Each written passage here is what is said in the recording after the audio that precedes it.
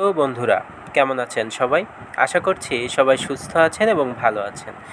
চরিত্রহীন উপন্যাসের ২৮তম পর্বে আপনাদের সকলকে স্বাগত। চলুন শুরু করা যাক। কিরণময়ী প্রজ্বলিত উনানের দিকে চাহিয়া চুপ করিয়া বসিয়াছিল। জ্বলন্ত ইন্ধনের উজ্জ্বল রক্তাভ আলো প্রচুর পরিমাণে তাহার মুখের উপর পড়িয়াছে। মাথার কাপড় ছিল না, আজ সে চুল বাঁধে নাই। এলোমেলো চুলের রাশি কোনো মতে জড়াইয়া রাখিয়াছিল। অঘোরময়ী দ্বারের সম্মুখে নির্বাক হইয়া দাঁড়াইয়া রহিলেন। আজ যে বস্তুটি তাহার চোখে পড়িল তাহা সম্পূর্ণ হৃদয়ঙ্গম করিবার সামর্থ্য তাহার ছিল না। সে স্তব্ধ মুখের উপরে উনানের রক্তাভ আলোক বিচিত্র তরঙ্গের মতো খেলিয়া ফিরিতেছিল। সেই মুখ তাহার সমস্ত অভিজ্ঞতার বাহিরে। এ মুখে খুঁত আছে কিনা সে আলোচনা চলে না। নিখুঁত বলিয়াও ইহাকে প্রকাশ করা যায় না। ইহা আশ্চর্য, ইহাকে পূর্বে দেখেন নাই। ইহা অপূর্ব। নির্নিমেষ চোখে অনেকক্ষণ চাহিয়া থাকিয়া হঠাৎ মুখ দিয়া তাহার একটা দীর্ঘশ্বাস পড়িল। সেই শব্দে বধূ চকিত হইয়া দেখিল শাশুড়ি দাঁড়াইয়া। স্খলিত আঁচলটা মাথায় তুলিয়া দিয়া কহিল, তুমি এখানে কেন মা? স্বর শুনিয়া তাহার আরও চমক লাগিয়া গেল। এমন শান্ত, এমন করুণ কণ্ঠস্বর তিনি আর কখনো শোনেন নাই। খপ করিয়া বলিয়া ফেলিলেন, তুমি একলাটি রান্না করছো মা, তাই একবার বসতে এলুম। বধূ তাহার দিকে একটা পিঁড়ি ঠেলিয়া উনানের দিকে চাহিয়া চুপ করিয়া রহিল। তাহার মনের মধ্যে আবার বিরক্তি মাথা তুলিয়া উঠিল। গন্ধ যেমন বাতাস আশ্রয় করিয়া ফুলের বাহিরে আসে অথচ ঝড়ে উড়িয়া যায়, কিরণময়ীর তৎকালীন মনের ভাবটা শাশুড়ির আকস্মিক আগমনে তেমনি মুহূর্তের মধ্যে বাহিরে আসিয়াই এই ছদ্ম স্নেহের ঝড়ে উড়িয়া গেল। ইহা সত্য নহে, কদর্য প্রতারণা মাত্র। কিন্তু কথা কাটাকাটি করিতে তাহার আর ভালো লাগিতেছিল না। নিরন্তর ঝগড়া করিয়া সে সত্যই শ্রান্ত হইয়া পড়িয়াছিল। কিছুক্ষণ স্থির থাকিয়া অঘোরময়ী বলিলেন, ঝিকে একবার ডেকে দিয়ে যাব। কিরণময়ী অন্তরস্থ সমস্ত বিদ্রোহ দমন করিয়া শান্তভাবে বলিল, কি দরকার মা, আমি রোজই একলা রাঁধি, একলা থাকা আমার অভ্যেস হয়ে গেছে। বরং উনি ঘরে একলা আছেন, তার কাছে গিয়ে কেউ বসলে ভালো হয়। পীড়িত সন্তানের উল্লেখে জননী আঘাত পাইয়া ব্যস্ত হইয়া বলিলেন, তাই যাই, তুমিও একটু শীঘ্র করে কাজ সেরে চলে এসো মা। ইতিমধ্যে উপেন্দ্র বাড়ি ফিরিয়া গিয়াছেন। সতীশও আর একটি দিন মাত্র উপেন্দ্রর সঙ্গে হারানকে দেখিতে আসিয়াছিল, আর আসে নাই। সে নিজের ব্যথা লইয়াই বিব্রত ছিল। উপেন্দ্র তাহার অন্যমনস্ক ভাব এবং এ বাড়িতে আসিতে অনিচ্ছা জানিয়া তাহাকে আর আহ্বান করেন নাই। চিকিৎসা এবং অন্যান্য ব্যবস্থায় একাকী স্থির করিতেছিলেন। শুধু কলকাতা ছাড়িয়া বাড়ি ফিরিয়া যাইবার দিন সতীশ স্কুল হইতে ফিরিয়াই উপেন্দ্রর পত্র পাইল। তিনি লিখিয়াছেন, ভরসা করি তোমার লেখাপড়া ভালোই হইতেছে। কয়দিন হারানদার সংবাদ না পাইয়া ভাবিত হইয়াছি। যদিও জানি সংবাদ দিবার প্রয়োজন হয় নাই বলিয়াই দাও নাই, তথাপি তাহার চিকিৎসাটা কিরূপ হইতেছে লিখিয়া জানাইবে। সতীশের পিঠে চাবুক পড়িল। সে একদিনও যাইয়া সংবাদ লয় নাই। ইতিমধ্যে ও বাড়িতে কত কি ঘটিয়া থাকিতে পারে, অথচ তাহারই উপরে নির্ভর করিয়া উপিন্দা বাড়ি গিয়াছেন। সে দ্রুতপদে নিচে নামিয়া গেল। বেহারি জলখাবার আনিতেছিল, ধাক্কা খাইয়া তাহার থালা গ্লাস ছড়াইয়া পড়িল। সতীশ ফিরিয়া দেখিল না। রাস্তায় আসিয়া একখানা খালি গাড়িতে চড়িয়া বসিল এবং দ্রুত হাঁকাইতে অনুরোধ করিয়া পথের দিকে সতর্ক হইয়া রহিল। তাহার ভয় ছিল পাছে চিনিতে না পারায় গলিটা পার হইয়া যায়। মিনিট 20 পরে যখন গাড়ি ছাড়িয়া সে ক্ষুদ্র গলির মধ্যে প্রবেশ করিল, তখনও বেলা আছে। পায়ের নিচে খোলা নর্দমা ও চলিবার পথ এবং মাথার উপরে আকাশ ও আলো তখনও অন্ধকারে একাকার হয় নাই। দ্রুত পদে হাঁটিয়া 13 নম্বর বাড়ির সম্মুখে আসিতেই কবাট খুলিয়া গেল। কে যেন তাহারই জন্য অপেক্ষা করিয়া পথ চাহিয়াছিল। সতীশের বুকের ভিতরটা কাঁপিয়া উঠিল। সহসা প্রবেশ করিতে পারিল না। কবাটের পার্শ্বেই কিরণময়ী। সে তাহার হাসি মুখ একটুখানি বাহির করিয়া ভারী সমাদরের সহিত কহিল, এসো ঠাকুরপো, দাঁড়িয়ে রইলে যে? আবার সেই ঠাকুরপো। লজ্জায় সতীশের মুখ রাঙা হইয়া উঠিল, কিন্তু তখনই সামলাইয়া লইয়া বিনীতভাবে কহিল, আপনি দেখছি আমাকে এখনও মাপ করেননি। কিরণময়ী কহিল, না, তুমি তো মাপ চাওনি, চাইবার আগেই গায়ে পড়ে দিলে। মানি লোকের অমর্যাদা করা হয়। অমর্যাদা করবার মতো কম দামি জিনিস তো তুমি নও ঠাকুরপো।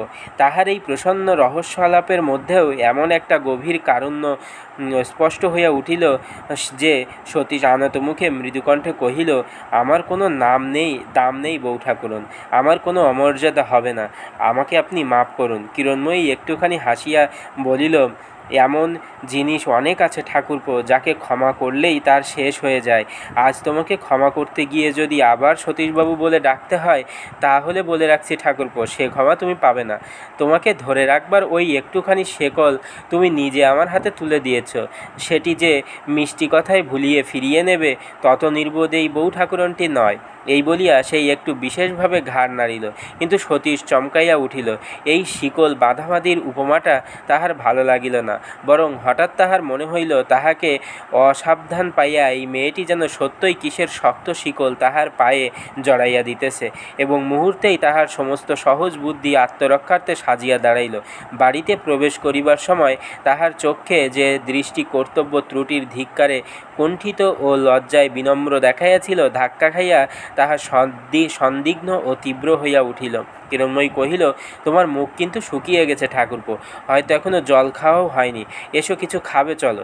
সতীশ কিছুই না বলিয়া নিমন্ত্রণ রক্ষা করিতে প্রস্তুত হইল, এবং এই সমস্ত রহস্য কৌতুকের কতটুকু শুধুই রহস্য এবং কতটুকু নয় অত্যন্ত সংশয়ের সহিত ইহাই বিচার করিতে সে এই রহস্যময়ীর অনুসরণ করিয়া চলিল। উপরে উঠিয়া বউ ফিরিয়া চাহিয়া বলিল, আজ ঝিকে নিয়ে মা কালীবাড়ি গেছেন, রান্নাঘরে বসে তুমি আমার লুচি বেলে দেবে, আমি ভেজে তুলব, পারবে তো? বলিয়াই হাসিয়া উঠিয়া বলিল, তুমি যে পারবে সে তোমাকে দেখলেই বোঝা যায়, এসো। সতীশ অন্তরের দ্বন্দ্ব থামাইয়া রাখিয়া ভালো মানুষের মতো প্রশ্ন করিল, লুচি বেলতে পারি সে কথা কি আমার গায়ে লেখা আছে বউ ঠাকুরন? কিরণময়ী বলিল, লেখা পড়তে জানা চাই ঠাকুরপো, সে রাত্রে আমার গায়েতেই কি কিছু লেখা ছিল অথচ তুমি পড়েছিলে? সতীশ আবার মুখ হেঁট করিল। রান্নাঘরে গিয়ে প্রথমে এমনই ধারা ঠোকাঠুকি এবং তারপরে দুজনে মিলিয়া খাবার তৈরির মধ্যে যখন এই সংঘর্ষের উত্তাপ অনেকটা শীতল হইয়া গেল, তখন কিরণময়ী জিজ্ঞাসা করিল, তোমার অনেক কথাই তোমার উপিনদার মুখে শুনেছি, আচ্ছা ঠাকুরপো, তিনি এখন এখানে নেই বুঝি, বাড়ি ফিরে গেছেন না? সতীশ হাঁ বলিলে কিরণময়ী কহিল, আমি জানি তিনি এখানে নেই, কিন্তু মা বিশ্বাস করতে চান না। মা বলেন তাকে না জানিয়ে উপিনবাবু কখনোই যাবেন না, তাকে বুঝি হঠাৎ যেতে হয়েছে। সতীশ ইহা ঠিক জানিত না, বস্তুত সে কিছুই জানিত না। ইতিমধ্যে ইহাদিগকে উপলক্ষ করিয়া দুই বন্ধুতে যে সকল অপ্রিয় কথা হইয়া গেছে তাহাও বলা যায় না। সতীশ চুপ করিয়া রহিল। তাহার না বলিয়া চলিয়া যাইবার কারণ সে কিছুতেই অনুমান করিতে পারিল না, কিন্তু কিরণময়ী কথাটা চাপা পড়িতে দিল না, কহিল, কাজটা তোমার দাদার ভালো হয়নি ঠাকুরপো, জানিয়ে গেলে কেউ তাকে ধরে রাখত না, অথচ মা এমন ভেবে সারা হতেন না। আমি কোনো রকমেই তাকে বোঝাতে পারিনি যে উপেনবাবু চিরকাল এদেশেই থাকেন না, অন্যত্র তার ঘরবাড়ি আছে, কাজকর্ম আছে, এ সমস্ত ছেড়ে কতদিন মানুষের পরের দুর্ভোগ্য নিয়ে আটকাতে থাকতে পারে। কিন্তু বুড়ো মানুষের কাছে কোনো যুক্তি নয়, তাদের নিজের প্রয়োজনের সারা সংসারে আর কিছুই তারা দেখতেই পান না। সতীশ সে কথার ঠিক জবাব না দিয়া বলিল, উপিনদা এতদিন বাইরে ছিলেন, এই তো আশ্চর্য, কোথাও বেশি দিন থাকা তার স্বভাব নয়, বিশেষ বিয়ের পর থেকে একটা রাতও কোথাও থাকতে হলে মাথা খোঁড়াখুড়ি করতে হয়। আগে সমস্ত বিষয়েই তিনি আমাদের কর্তা ছিলেন, এখন একে একে সব ছেড়ে দিয়ে ঘরের কোণ নিয়েছেন, আদালতে নিতান্তই না গেলে নয়, তাই বোধ করি একটিবার যান, এই একবার দেখুন না। বউ বাধা দিয়া বলিল, বসো ঠাকুরপো, তোমার খাবার জায়গা করে দিয়ে আসি, তুমি খেতে খেতে গল্প করবে, সেই বেশ হবে। বলিয়া আসন পাতিয়া থালের উপর পরিপাটি করিয়া আহার্য সাজাইয়া দিয়া কাছে বসিয়া একান্ত আগ্রহের সহিত বলিল, তারপরে? সতীশ একখণ্ড লুচি মুখে পুরিয়া দিয়া বলিল, সে একটা বিয়ে দিতে যাবার কথা।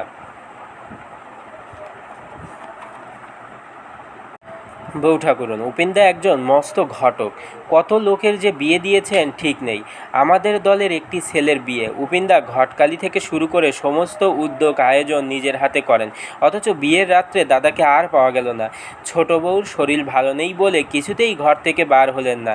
আমরা সমস্ত লোক মিলে, ও সে কি অনুরোধ বউ ঠাকুরন, কিন্তু কিছুতেই না। পাথরের দেবতা হলে বর পাওয়া যেত, কিন্তু উপিনদাকে রাজি করা গেল না। ভালো আছি বলে ছোট বউ নিজে অনুরোধ করাতে বললেন, বললেন, তোমার ভালো মন্দ বিবেচনা করবার ভার আমার উপরে, তোমার নিজের উপরে নয়, তুমি চুপ করো। কিরণময়ী স্তব্ধ হইয়া বসিয়া রহিল।